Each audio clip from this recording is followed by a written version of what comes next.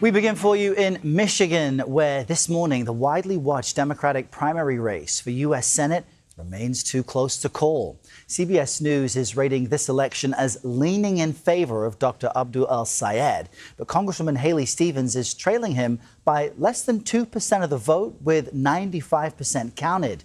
Both candidates struck optimistic tones while addressing their supporters overnight.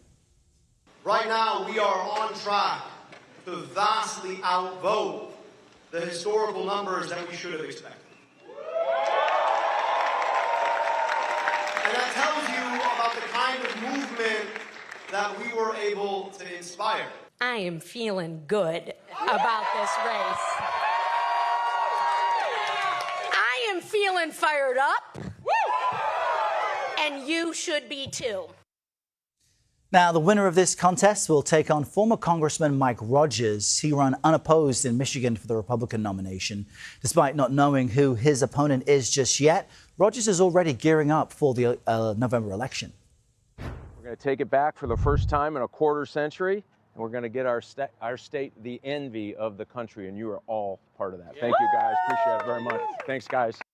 And we have a team of reporters following the primaries for you. CBS News political director Finn Gomez is standing by in our Washington bureau. But let's begin with CBS News White House and politics reporter Aaron Navarro continuing his reporting out of Detroit. Aaron, good morning. So as we check the results, Dr. El-Sayed is currently leading Stevens, but really only by a small margin. Was this race expected to be this close? Good morning, Errol. In part, no, because of the momentum we saw El-Sayed at least project that he has, the confidence, especially going into yesterday, and a lot of noise from both internal and external independent polls showing him up by as many as double digits. But the fundamentals of this race show that it would be tight. Congresswoman Haley Stevens has a familiarity with the Detroit Metro, representing a northern suburban district since 2018. She had outspent El-Sayed, at least according to outside spending, by at least 9-1, primarily with the support of AIPAC, the pro-Israeli group. And she had the endorsement from the outgoing Governor Gretchen Whitmer, as well as the outgoing senator that these Democrats are looking to fill the seat of, Gary Peters. So what we're instead left with is a bit of a mixed bag on if El-Sayed is the nominee, where he should go, if he should moderate himself and try and court more voters in the middle.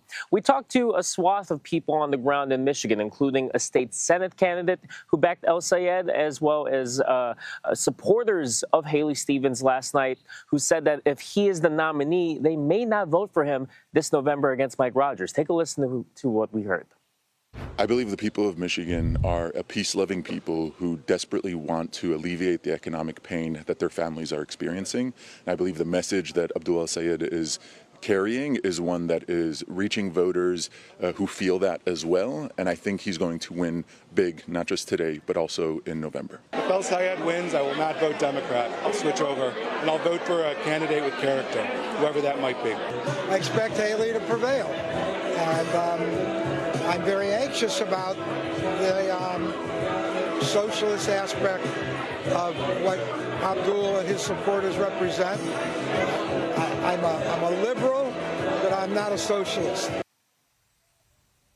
Now, both candidates eventually, late in the night, made remarks to supporters at their respective watch parties. With El-Sayed, especially in his, noting that there is need to unite. And at that point, the race was not called, but I think he was predicting that should he win, he knows that there's a lot of work ahead of him.